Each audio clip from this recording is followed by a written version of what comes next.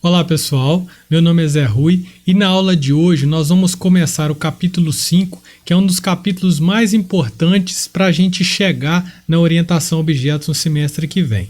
Nós vimos então os tipos primitivos de dados, que são eles o inteiro, o float, que nada mais é que um número real, o char, que é um caractere, um booleano, ou seja, podemos dizer que os tipos primitivos são aqueles que existem previamente no seu computador, certo? E a partir de agora, nós vamos criar os nossos tipos, como por exemplo, será que existe dentro do seu computador um tipo pessoa, um tipo cadeira, um tipo roda?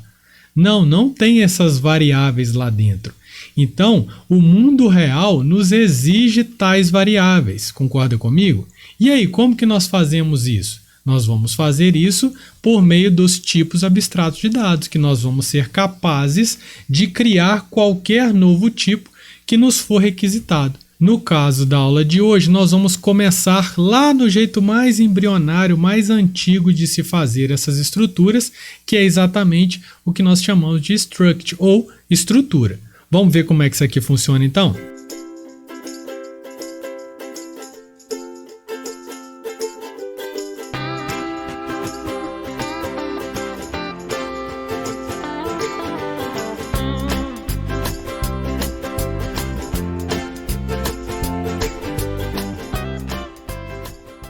Então, pessoal, a melhor forma de trabalhar, de entender um novo conceito é aplicando esse conceito. Por isso, então, eu vou começar a nossa aula com um determinado problema e aí, no meio da aula, eu chego e defino esse conceito TAD para você, que aí sim nós entenderemos com clareza, ok? Então, vamos lá. Eu quero fazer um programa que receba como entrada 3 livros e verifique se todos eles pertencem a uma mesma editora. Bem simples, básico problema. As informações relevantes desse livro serão o título, o autor, a editora e o ano. Simplesmente isso. Então tem nessa imagem aqui o que o seu software vai ter que ter, com quais dados ele vai trabalhar. Aí vem a pergunta da chamada da nossa aula. O tipo livro, ele existe dentro da linguagem C++? Eu, Zé Rui, desconheço. Eu conheço o tipo inteiro, o tipo float, o tipo boolean, e assim por diante, que são os nossos tipos primitivos, ok? Então, se não existe o tipo livro, como que nós poderíamos resolver esse problema? Se não fosse pela aula de hoje, nós criaríamos uma variável título 1, autor 1, editora 1, ano 1, para o livro 1, certo? Para o livro 2, nós criaríamos o título 2, autor 2 e assim por diante. E para o 3, a mesma coisa. Resolveria o problema? Resolveria. Porém, nós estamos no capítulo 5 da nossa disciplina. Nós agora vamos conseguir fazer as coisas de uma forma mais organizada, exatamente pensando na escalabilidade do nosso projeto. Então, como não existe o tipo livro dentro do nosso computador, ou a gente faz criando cada uma dessas variáveis, como eu acabei de te dizer, ou se não, nós criaremos um novo tipo que nós vamos ensinar para o computador. Olha, agora computador, livro é isso aqui, ó. É isso aqui, ó. Título, autor, editora e ano. Não seria interessante se nós meio que fizéssemos um pacotinho e falasse isso aqui agora, ó, quando você tem esses 4 campos, título, autor, editor e ano, quer dizer um livro, beleza, computador? Aí na hora de declarar, eu declaro livro A, livro B. Automaticamente dentro dele teria o campo título, autor, editora e ano. Seria fantástico. E é fantástico, por isso que é o que nós vamos aprender aqui agora. Olha só como que é simples fazer isso. Nós não estamos criando uma estrutura, então se é uma estrutura, nós vamos usar a palavrinha-chave struct. E qual o nome, qual a etiqueta que você vai dar para esse novo tipo que você está criando? Nós não queremos criar um tipo livro, nada mais intuitivo então que dar o nome para ele de livro. Aí, vamos olhar no exercício. Quais informações me foram pedidas? Foram pedidas título, autor, editora e ano. Basta com que agora eu coloque qual tipo do título, eu coloquei string, que é uma coleção de letrinhas, autor, que também é do tipo string, editora, também é uma coleção de letrinhas, e o ano de publicação, que na verdade basta um tipo inteiro.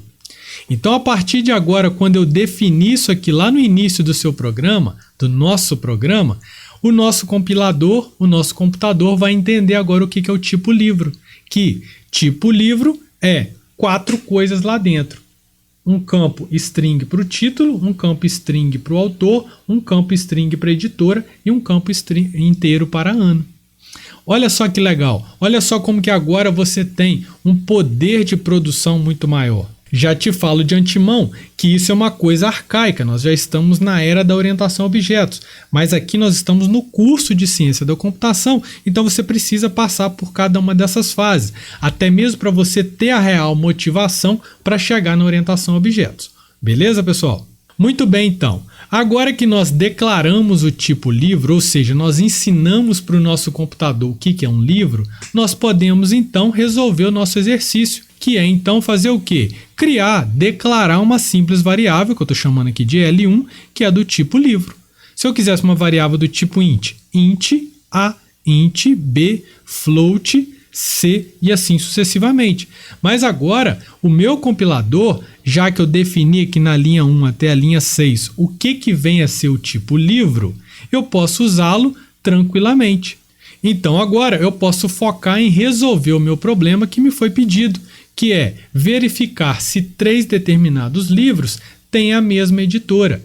Então um exemplo simples seria isso aqui, ó. Agora eu vou preencher cada um dos campos da minha variável livro. Olha como que ficou bem mais intuitivo, bem mais interessante.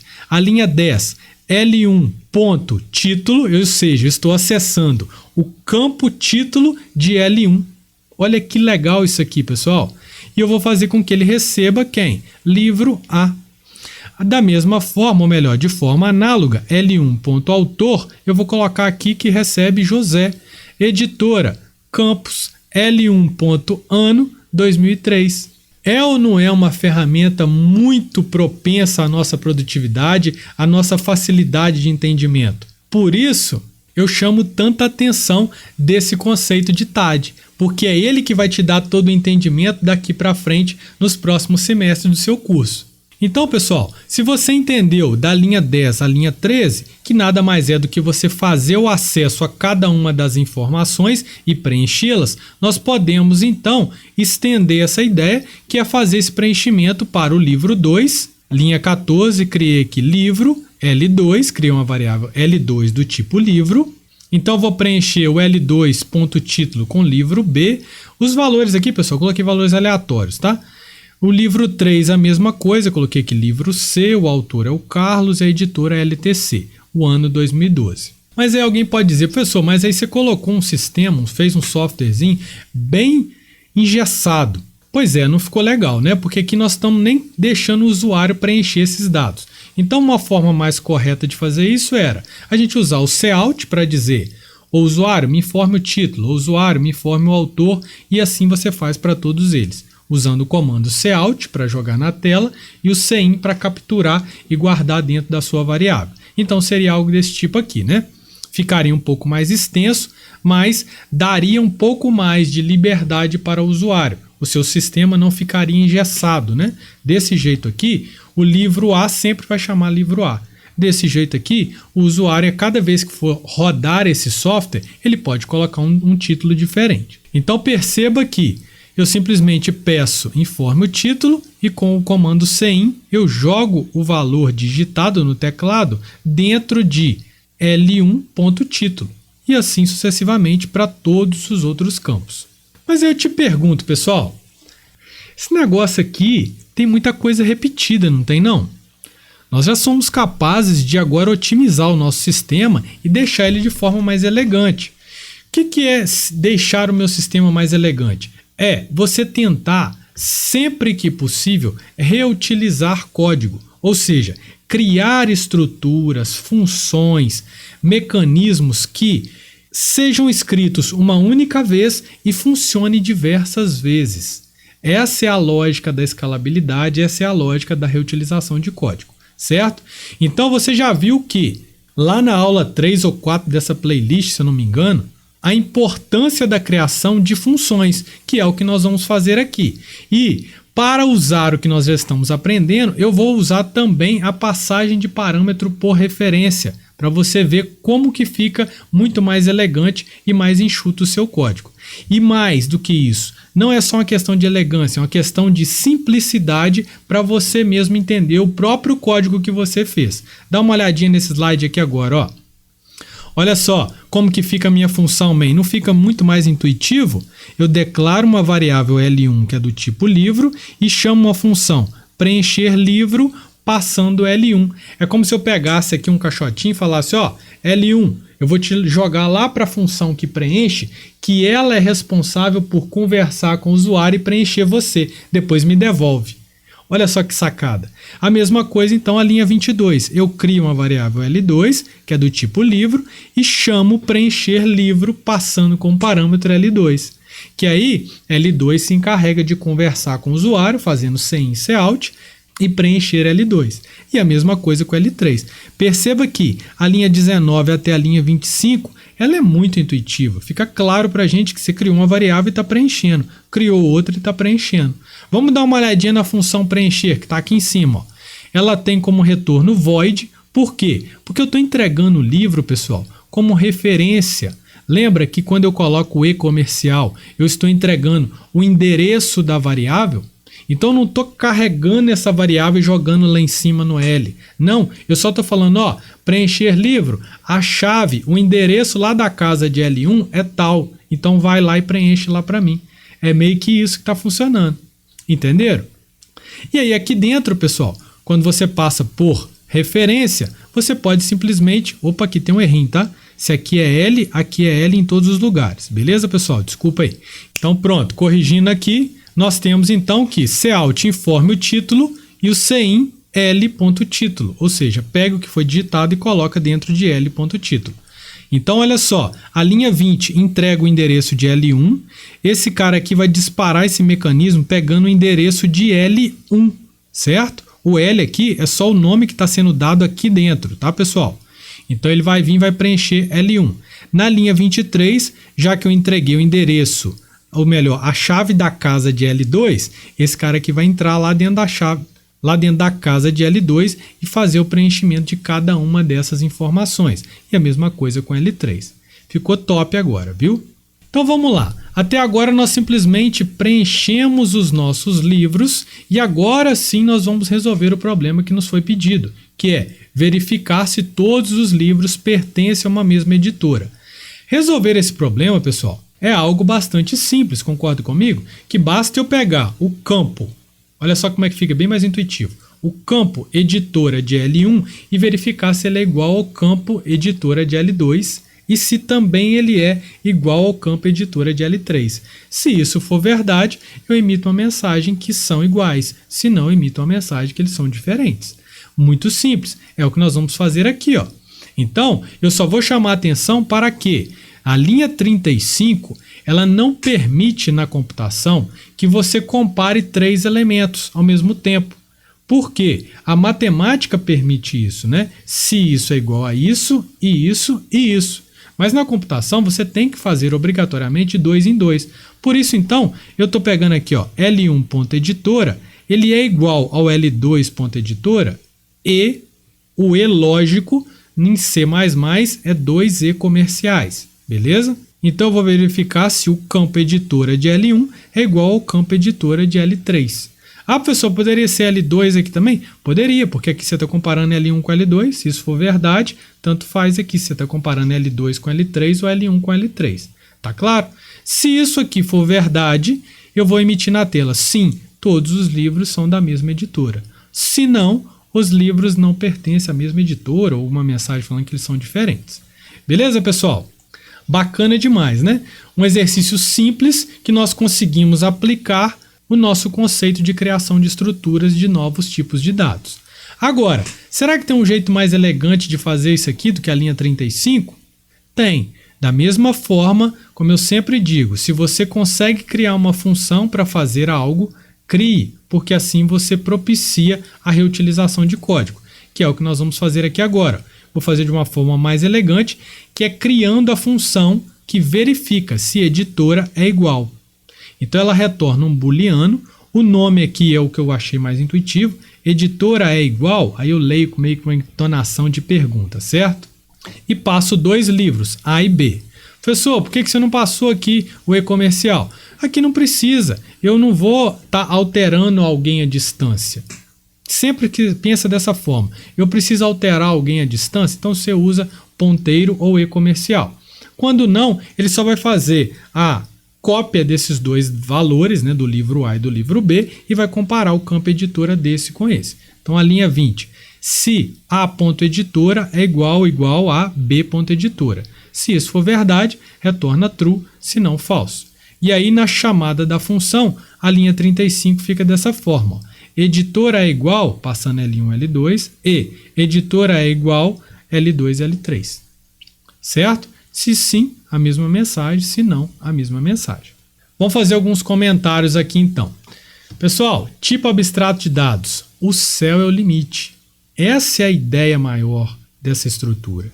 É criar, te dar o poder de criação de qualquer objeto que você queira. Eu já estou até usando nomes que você vai se acostumar mais para frente no próximo semestre. Então, a partir de agora, a sua carreira, o seu entendimento na computação começa a decolar cada vez mais, porque você tem mais poder nas mãos. Então, por exemplo, hoje eu te ensinei a criar a estrutura de livro, mas eu poderia, por exemplo, te pedir para criar uma estrutura de tempo. Vamos supor que você foi chamado para criar um software que trabalhe com a variável tempo. E aí você vai procurar lá e muitas vezes você não vai ter. Por que eu falo muitas vezes? Porque diversas linguagens já existem esses tipos. Tipo tempo, tipo string, tipo livro. Mas aí, pessoal, não se iludam. Por mais que a linguagem tal tenha o tipo time, que é o tipo tempo, você não pode se iludir achando que isso é um tipo primitivo. Não foi o cara que criou a linguagem que colocou ele ali dentro. Foi alguém que já criou e já disponibilizou para você usar. Tá certo?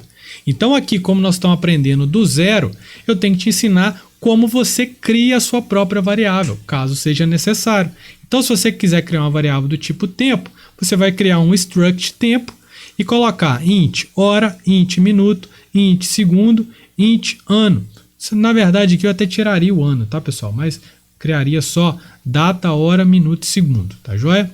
Uma outra opção para você criar aí, que talvez você vá usar muito, até naquele exemplo lá da lojinha do seu Zé, nós vamos criar a estrutura produto, fazendo um struct produto, e aí o produto ele tem um nome, que é do tipo string, um custo, que é do tipo float, um preço, que é do tipo float, e um estoque, que é do tipo inteiro. Tenta refazer aquele lá para você ver como que fica muito mais organizado, aquele programa grandão que nós fizemos, né? Grandão assim, entre aspas, tá? Mas para a gente que está começando é um bom exercício. Você vai ver como que vai limpar, como que vai ficar muito mais intuitivo aquele código fazendo com struct, beleza? Outra estrutura que você pode vir a criar aí que vai ser muito útil na sua vida é o ponto, né? Sempre que você precisar fazer distância entre dois pontos, a engenharia gosta muito disso, a matemática, a física.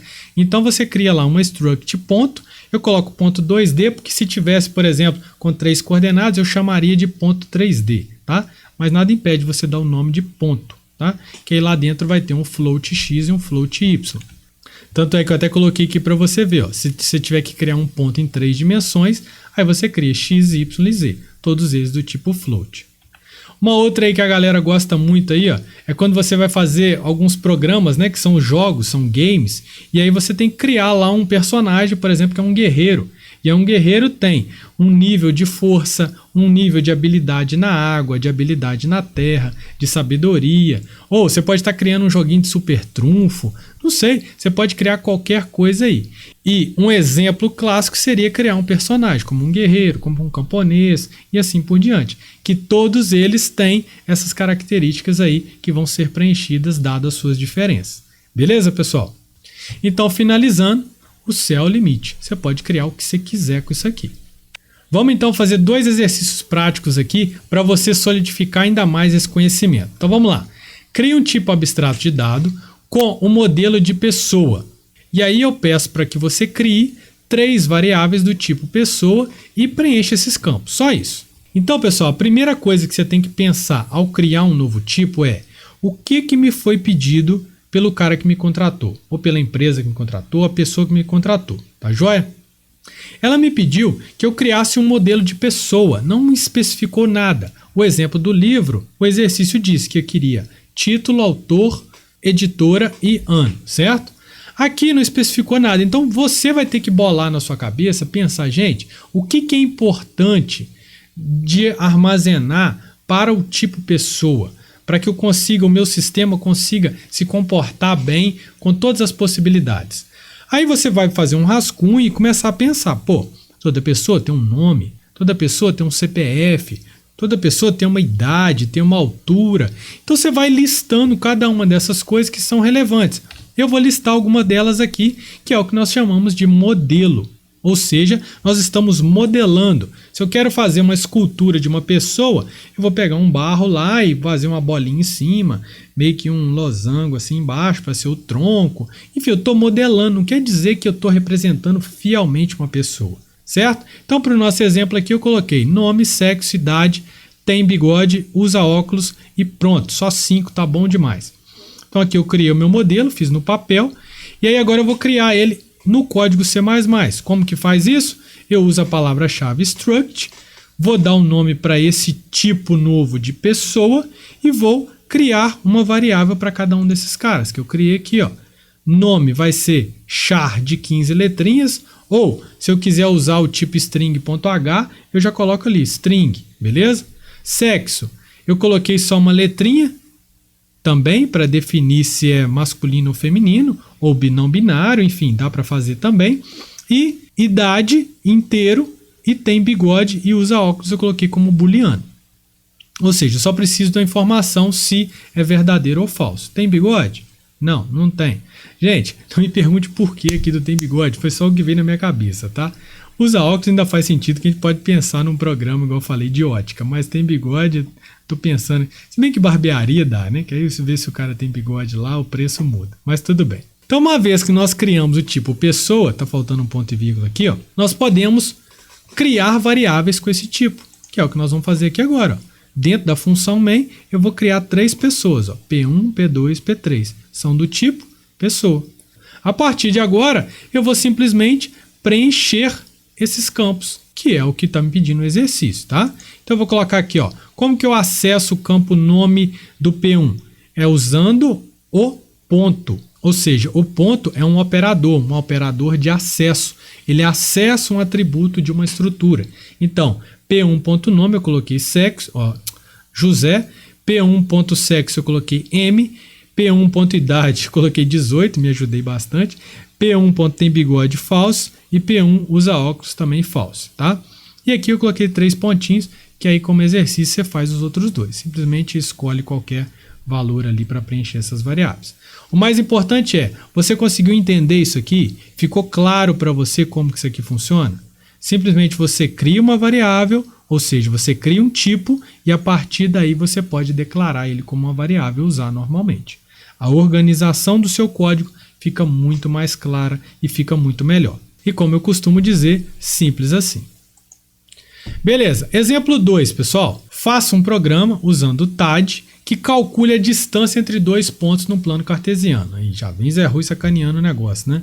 Não, nós estamos no curso de Ciência da Computação, pessoal. Vocês usam cálculo o tempo inteiro. A maioria das aplicações que a gente faz na vida real vai para o lado da engenharia também. Então a gente precisa ter noção clara sobre esse tipo de problema aí. Então vamos lá. Na matemática a gente precisa relembrar.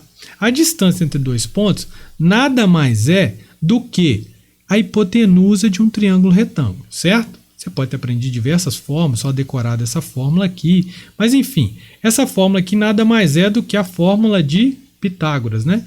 Que é hipotenusa ao quadrado é a soma do quadrado dos catetos. Aí você passa a raiz quadrada para o lado de lá e barará, barará e fica isso aqui, certo? Ou seja, o ponto A, que é importante para nós, é que ele tem 2 coordenadas, x e y. E o ponto B também x e y, certo? Então, para mim saber essa distância aqui, é pegar o y, a altura de B, menos a altura de A. Ô, Zé Rui, aqui não é A, não. É assim aqui, ó, o A aqui, ó, lá de cá. Então, ele está nessa mesma altura. Então, você faz, ó, y de B menos y de A elevado ao quadrado, x de A menos x de B elevado ao quadrado. E tira a raiz disso aí, que é a nossa diagonal ou distância entre 2 pontos aí. Beleza, pessoal? Então, uma vez que nós relembramos na matemática como que funciona, E isso você vai ter que fazer para todos os problemas que você for contratado. Volte, pesquise, estude sobre o problema antes de sentar o dedo das teclinhas ali para codificar. Beleza? E aí você vai entender que, como nós acabamos de ver, cada ponto tem duas informações, x e y. Se tem x e y, eu posso criar um novo tipo de dados, porque eu sei que não existe o tipo ponto lá dentro. Então, por isso, eu vou criar o struct.2d, onde ele tem o campo x e o campo y. Ambos são do tipo float. A partir de agora, pessoal, nós podemos, então, já temos aqui na matemática como que calcula e já criamos a estrutura, então nós podemos ir codificar, tá certo? A partir daí, pessoal, nós podemos, então, criar as nossas variáveis, ponto A e ponto B. O A é uma variável do tipo ponto 2D e o B é uma variável do tipo ponto 2D também. Eu poderia ter colocado aqui, tá, vírgula B, não faz diferença nenhuma, só para ficar mais organizado na primeira vez que eu fiz assim. Então, beleza. Vou fazer o preenchimento de A e B do mesmo jeito que nós fizemos no exemplo anterior. Então, vou criar aqui uma função preenche ponto, onde ele recebe um ponto por referência e retorna void. Por quê? Porque ele já vai estar acessando diretamente o ponto que o chamou. Então, ó, informe os dados do ponto. X, ele vai falar lá, por exemplo, x1, eu vou jogar dentro de P, campo X. Imprimo na tela para ele me informar o Y. O que ele me informa eu jogo dentro do campo Y do ponto P em questão e assim eu finalizo o preenchimento deste ponto P. Certo, mas aqui está a definição da função. Agora nós temos que chamar a função. Preenche ponto passando A e preenche ponto passando B. Que aí ela vai conversar com o usuário para preencher A e vai conversar com o usuário para preencher B. Finalmente, eu posso ir lá e calcular a distância entre A e B, que é o x de A menos o x de B elevado ao quadrado, que é vezes ele mesmo. E do mesmo jeito, o dy vai ser o y de A menos o y de B elevado ao quadrado. E segundo a matemática, a distância entre esses dois pontos é a raiz quadrada de dx mais dy. Por que eu gosto de fazer assim, pessoal? Linha 21, linha 22. Principalmente porque são cálculos. Se porventura der um resultado muito fora do que eu estou esperando, eu consigo ir passo a passo encontrar esse erro. Então eu sempre indico para os alunos, quando tem que fazer uma conta um pouquinho maior, já dividir em parcelas, que aí você vai depois conferindo ponto por ponto, parcela por parcela, beleza? Então pronto, aqui a gente finaliza esse exercício 2. Deixo para você então o seguinte exercício. Pegue isso tudo que nós falamos e fizemos, joga no seu computador e brinca com isso. Cria a classe ponto, cria a classe livro, cria a classe produto, cria a classe guerreiro, cria a classe camponês, jogador e assim por diante e brinca com isso, que essa é a melhor forma de você assimilar esse conteúdo. Que fazendo isso, você vai ver que ao aplicar nos seus programas, como que a facilidade, o entendimento do seu sistema vai melhorar bastante e a escalabilidade também. Beleza, pessoal? Então, se você gostou dessa aula, compartilha com seus colegas, dá um joinha aí para fortalecer o nosso canal e até a próxima, pessoal. Um grande abraço, valeu!